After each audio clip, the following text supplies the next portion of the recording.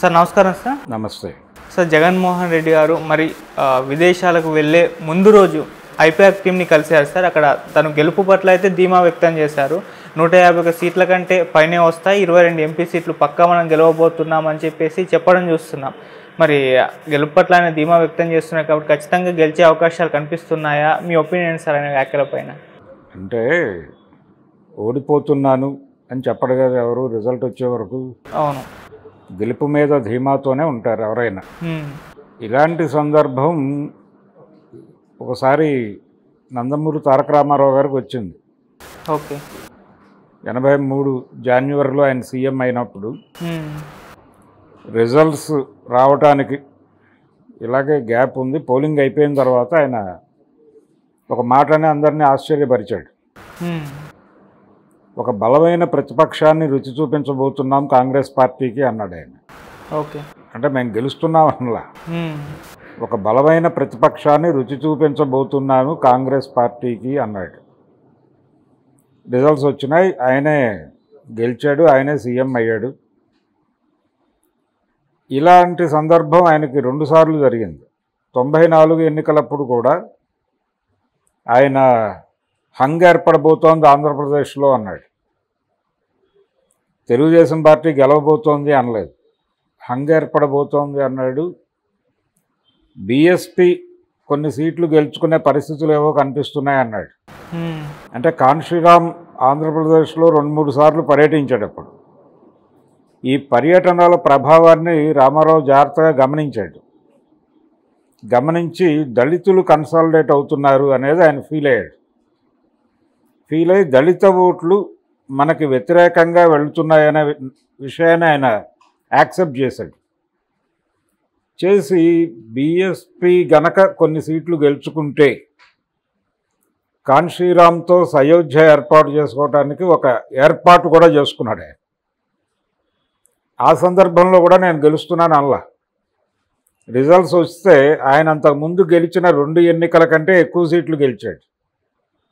నిన్న జగన్ గారు చెప్పినట్టు 151కి మించి అన్నాడు ఆయన. ఆ మించిన స్థానాలు గెలిచాడు అప్పుడు ఎన్టీ రామారావు 94 ఎన్నికల్లో గెలిచి ఆయన ముఖ్యమంత్రి అయ్యాడు. అయితే ఈ 2 సందర్భాల్లోనూ ఆయన మేమే గెలవబోతున్నామని చెప్పలేదు.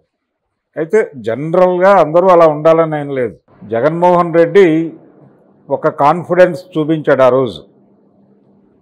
ఆ కాన్ఫిడెన్స్ వెనకున్న ప్రధానమైన విషయం ఏంటంటే మ్యాక్సిమం ఓటర్లను వాళ్ళు బూతుల దగ్గరికి పంపు చేసేటువంటి ప్రయత్నం చేశారు. వాళ్ళ ఓట్లు అనుకున్నటువంటి ఓటర్లని బూతుల వైపు పంపు చేయడానికి వాళ్ళు ఏం చేయాలో అది చేశారు. ఓకే, సో దాని మీద కాన్ఫిడెన్స్. ఇప్పుడు పోలింగ్ శాతం విపరీతంగా పెరిగింది. మనం ముందే అనుకున్నట్టు 83 వరకు వెళుతుంది అనుకున్నాం, 82 వరకు వెళ్ళింది. ఆ 82 వరకు వెళ్ళటం మీద చాలామంది ఏమనుకుంటున్నారంటే ప్రభుత్వ వ్యతిరేకత ఉన్నప్పుడే ఓటర్లు బూతులకి పోటెత్తుతారు అనుకున్నారు అని చెప్పారు. కానీ అది వాస్తవం కాదు. నిన్న జరిగినటువంటి ఎన్నికల్లో ఏపీలో ఆ స్థాయి పోలింగ్ నమోదు కావడానికి, అంటే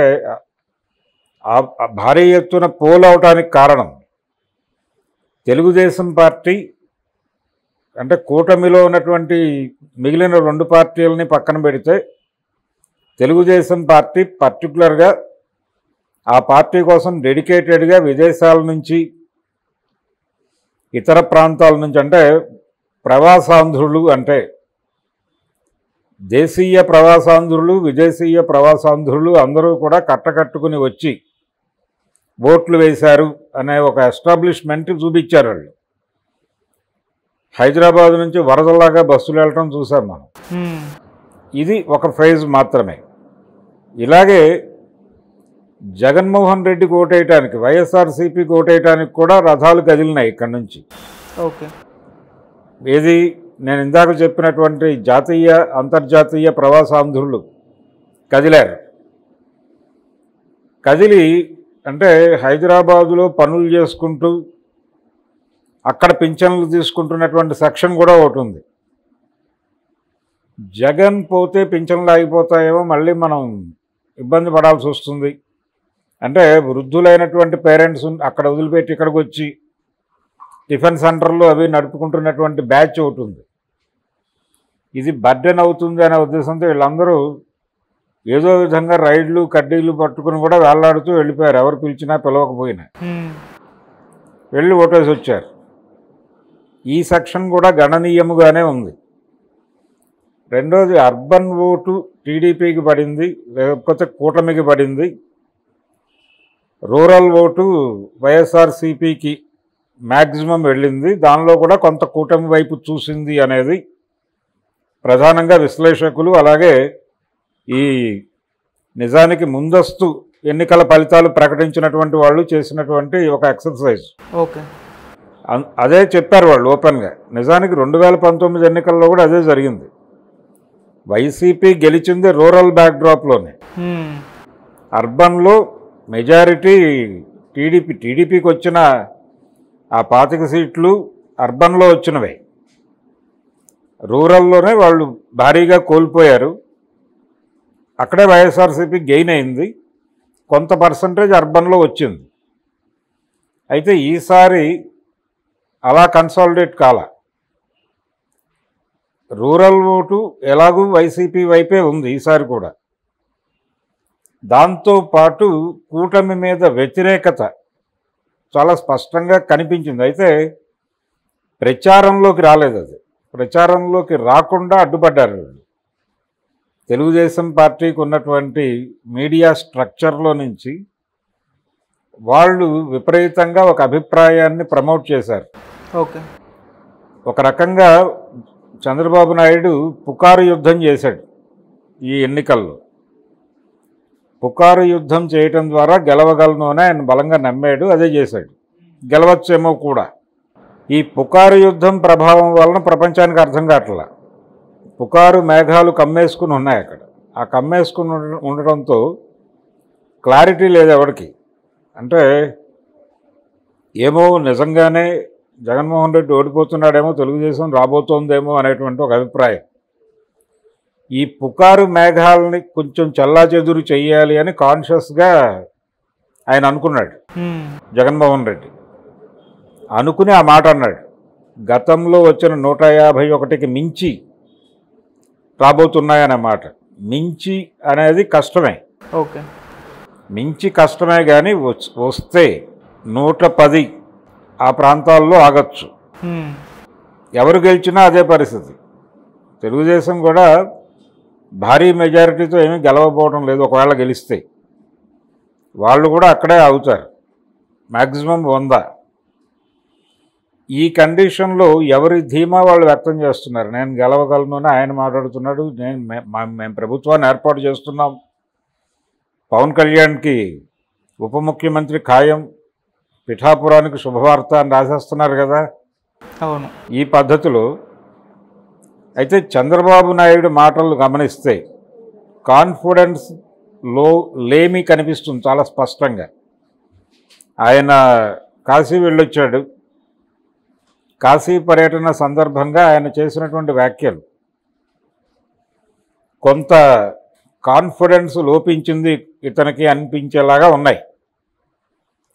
ఏ లెవెల్లో మేము ప్రభుత్వాన్ని ఏర్పాటు చేసేస్తున్నాము ఈ లెవెల్లో మాట్లాడలేదు ఆయన. కూటమి అధికారంలోకి వస్తుంది అనే నమ్ముతున్నాము అన్నాడు. చాలా ఒక రకమైనటువంటి ఆయన టోన్లో కన్ఫ్యూజన్ చాలా స్పష్టంగా కనిపిస్తుంది ఆ బయట వింటే. అందుకని ఆయన క్యాడర్ని కూడా కొంత ఇబ్బందికి గురి చేశాడు ఆ మాట్లాడటం ద్వారా. తెలుగుదేశం క్యాడర్ కూడా సైలెంట్ అయింది. ఇప్పుడు మొన్నటిదాకా హోరెత్తించారు. ఇప్పుడు టీడీపీ మీడియా బాధ్యత తీసుకొని హోరెత్తిస్తోంది. ఓకే, పోలింగ్ తర్వాత వైసీపీ వాయిస్ పెంచింది. బొత్స సత్యనారాయణ లాంటి వాళ్ళు రోజు ప్రెస్ మీట్లు పెట్టి మేం గెలిచేస్తున్నామని మొదలుపెట్టారు. నిజానికి ఇప్పుడు హడావిడి చేయటం వల్ల ఉపయోగం ఏం లేదు. రేపు 3వ తారీఖు ఎవరేమిటి అనేది తేలిపోతుంది. 4వ తారీఖు మేము విశాఖలో ప్రమాణ స్వీకారం చేయబోతున్నాం, ముహూర్తం ఖరారు ఇవన్నీ మాట్లాడుతున్నాడు ఆయన. చంద్రబాబు నాయుడు గారు ప్రచారం మొత్తం కూడా జగన్మోహన్ రెడ్డి సైకో అని చెప్పడానికి, ఆయన వాళ్ళ చెల్లెళ్ళని సరిగా చూడటం లేదని చెప్పడానికి మాత్రమే కేటాయించాడు. అలాగే జగన్మోహన్ రెడ్డి పరిపాలనలో ప్రజలు చాలా సఫర్ అయ్యారు, రోడ్లు లేవు, ఇంకోటి లేవు, ఈ గొడవే తప్ప నేను గతంలో ఇది చేశాను, గెలిస్తే రేపు ఇది చేస్తాను అనే మాట ఆయన నోట రాలేదు. ఎందుకు నమ్మాలి జనాలు ఆయన్ని? రెండోది, జగన్మోహన్ రెడ్డి ఇస్తున్నాడు కాబట్టి ఇంతకు మించిస్తాను, ప్రతిదీ జగన్మోహన్ రెడ్డితో పోలికే.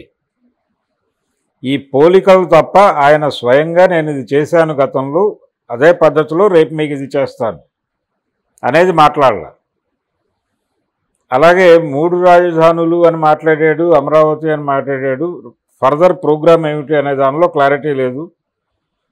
అలాగే పోలవరం ప్రాజెక్టు కేంద్రం ఇన్వాల్వ్మెంట్ అక్కర్లేదని చెప్పింది ఈ పెద్ద మనిషే. ఓకే, దాన్ని కూడా పెద్దగా ఎన్నికల్లో ఎక్కడా ప్రస్తావించలేదు. ఆయన ప్రస్తావించకుండా కాలం అలా జగన్ మీద టార్గెట్ చేసి ప్రచారం చేశాడు. అంటే ఒక విలన్గా జగన్ని ప్రమోట్ చేసి తనని తాను హీరోగా ప్రమోట్ చేసుకుంది. అంటే అతన్ని విలన్ అనేస్తే ప్రజలు తనని హీరో అనుకుంటారని అనుకున్నాడు ఆయన. ఆ భ్రమకి గురై ప్రతి నాయకుడిని క్రియేట్ చేసి తాను హీరో అయిపోదామని చూశాడు. జనం జగన్ని విలన్ అనుకుంటున్నారా లేదా అనేది 3వ తారీఖు క్లారిటీ వస్తుంది. ఓకే, అందుకని కాన్ఫిడెంట్గా తెలుగుదేశం పార్టీ గెలవబోతోందని చెప్పడం కష్టం. తెలుగుదేశం ఓడిపోవడానికే ఛాన్సెస్ ఉన్నాయి. ఒకవేళ గెలిచినా అది వాళ్ళు చెప్తున్న ఫిగర్ రాదు. ఎలా 100, 105, 110 ఇక్కడే ఆగుతుంది. వాళ్ళ పరిస్థితి అదే. వీళ్ళ ప్రచారపు హోరు, దాని ప్రభావం. అలాగే జగన్మోహన్ రెడ్డి పరిపాలనలో జరిగినటువంటి కొన్ని తప్పులు, అవకతవకలు జరిగినాయి.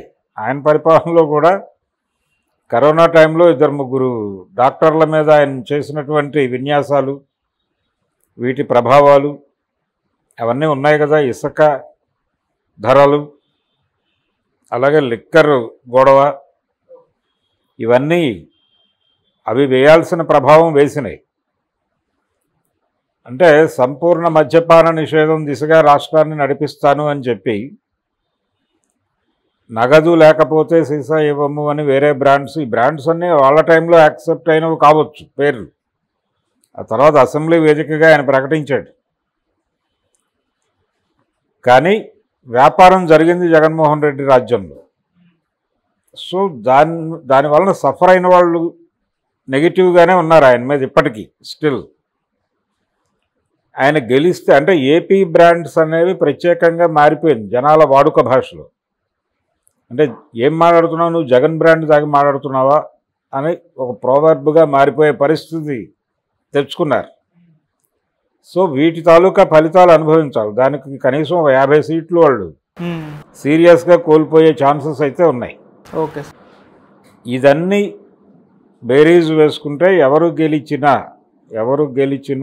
100, 110 తప్ప బీభత్సమైన విజయాలు ఏమీ వచ్చే పరిస్థితులు ఎవరికి లేవు. తెలుగుదేశం పార్టీ కంటే వైసీపీ పరిస్థితే కొంచెం మెరుగ్గా ఉంది. Okay sir. మొన్న పోలైనవి ప్రభుత్వ వ్యతిరేక ఓట్లు మాత్రమే కాదు, ప్రభుత్వ వ్యతిరేక ఓటు కాదు అది. ఇద్దరు ఓటర్లని పోలింగ్ బూతుల వైపు పంపు చేయడానికి చేసిన యుద్ధం. ఆ యుద్ధ ఫలితంగా అంతమంది వెళ్ళి ఓట్లేశారు. ఎక్కడెక్కడ ఉన్న వాళ్ళని, సైబీరియాలో ఎవరైనా ఉంటే వాళ్ళని కూడా లాక్కొచ్చి ఓటేయించే ప్రయత్నం చేశాడు ఆయన. చంద్రమండలంలో ఎవరైనా ఉంటే లాక్కొచ్చి ఓటేయించే ప్రయత్నం చేశాడు చంద్రబాబు. వైసీపీ కూడా అది చేసింది. వైసీపీ కూడా సీరియస్గానే ఓటర్లకు చెప్పింది, మీ బంధువులు ఎక్కడెక్కడున్నా ఫోన్లు చేసి పిలిపించండి అనేది. వాళ్ళు అండర్ కరెంట్ చేశారు, వీళ్ళు బహిరంగంగా చేశారు, వాళ్ళు అండర్ కరెంట్ చేశారు.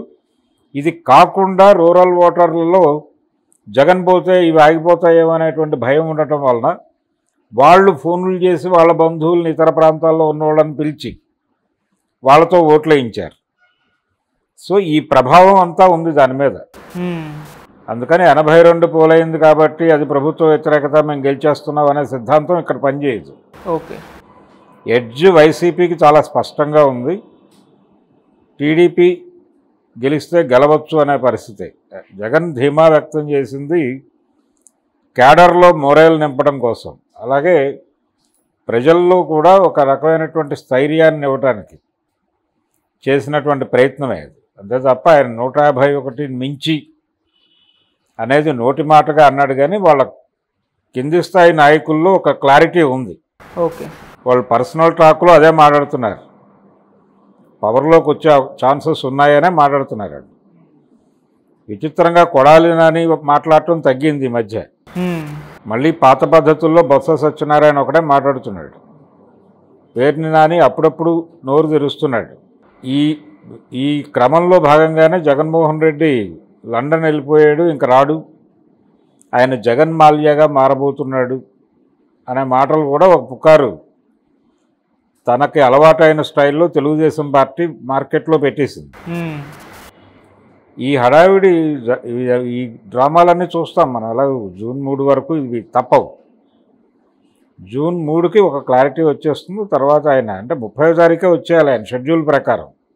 ఓకే, జగన్మోహన్ రెడ్డి రేపు 30వ తారీఖు వచ్చేయాలి ఆయన రిలీజ్ చేసినటువంటి షెడ్యూల్ ప్రకారం. ఆయన లండన్ వెళ్ళిన ఫ్లైట్ గురించి కూడా కథనాలు ప్రచారం చేస్తున్నారు కదా వీళ్ళు తెలుగుదేశం పార్టీ నుంచి. ఆయన ఒక లగ్జరీ ఫ్లైట్లో వెళ్ళాడు, దాని అద్దె రోజుకింత ఎన్ని లక్షలు, 30వ తారీఖు వరకు దానికి ఎన్ని కోట్లు అవుతుంది, ఒక సీఎం ఇంత డబ్బులు ఖర్చు పెట్టచ్చా అని ఆంధ్రజ్యోతి, ఈనాడులు పుంఖాలుగా వ్యాసాలు రాయటం అనే కార్యక్రమం ఒకటి నడుస్తోంది. అవును, ఏదేమైనప్పటికీ కడుపు మంట చల్లారాలంటే 3వ తారీఖు వరకు యాంటాసిడ్స్ వాడుకుంటూ మెయింటైన్ చేయటం. Okay, thank you so much sir. Thank you.